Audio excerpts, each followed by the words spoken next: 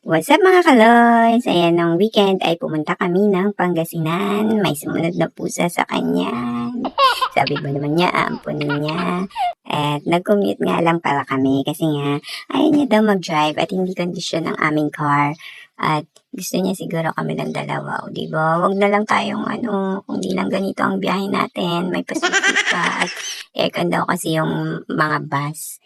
Kaya gusto niya mag-commute. Yung car namin ay napakainit na pagka nag-drive siya. Wala kasi kaming aircon, sira na at hindi gawa-gawa. Disadvantage lang kasi ng pagko-commute kasi ang daming waiting time at ang haba-haba ng lakarin namin at syempre hindi namin alam kung saan yung mga terminal. Actually, first time ko mag-commute ng malayo na lugar. Usually kasi nagre-rent kami at saka marami kami. At dahil dalawa lang kami, nag-commute na lang kami. Medyo matagal yung biyahe namin. Alas 3 kami umalis ng madaling araw, 3:30 ng madaling araw sa aming bahay. At nakarating kami ng alas 12 na ng tanghali sa Pangasinan. Ayun nga, medyo mahaba-haba ang aming biyahe dahil nga sa pag-wait. At marami rin kaming dinaanan, binabaan at yan yung nag-jeep din kami pupunta Dalangiring, Pangasinan. Ayan, at nakarating din kami alas 12 na ng tanghali niyan at nakikain lang din kami dito sa kanyang mga relatives here na pinuntahan namin. At meron din kasing magbe-birthday yung kanyang lola na 99 years old. Ayan, napakasaya ng mag-birthday ng 99 years old siguro, no? Parang ang dami na niya siguro ang wisdom kasi for 99 years na nabuhay siya. Napaka-fruitful ng kanyang life at siguradong maraming nagmamahal sa kanya dahil ang dami-dami niyang apo. At ayan yung kanilang lola bali sa kanyang nanay side.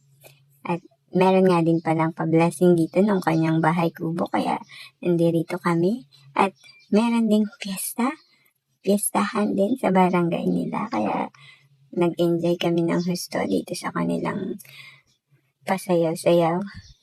Masaya din talaga yung piyesta sa kanilang barangay, no? Dahil maraming mga pakulo ang kanilang mga barangay. At kinabukasan nga ay kami ay nag-jogging. Nag-walking lang pala. Medyo maiksi lang yung walk namin this time kasi yung dala kong shoes ay hindi pang walking shoes. Medyo masakit sa paa kung mahaba yung lalakarin namin. Pero dahil nga sa kalalakad dito, napuno pa rin ang 10K steps kong goal everyday, char.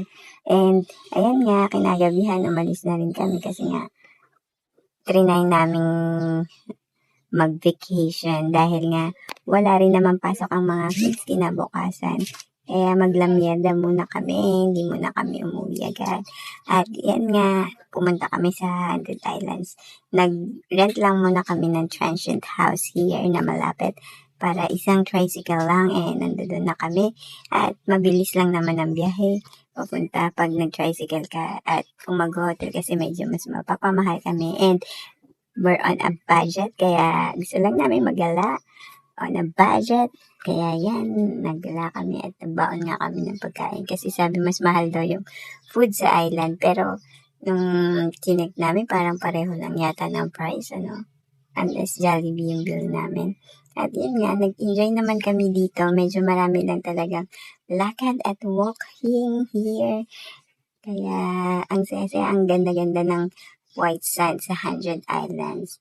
Abangan nyo guys ang aking vlog about dito sa 100 Islands, sa mga islands na pinuntahan namin here. Piling-pilingan tayo sa portion na ito dahil napakaganda ng view at bilang. Ayun guys, thank you for watching. Bye!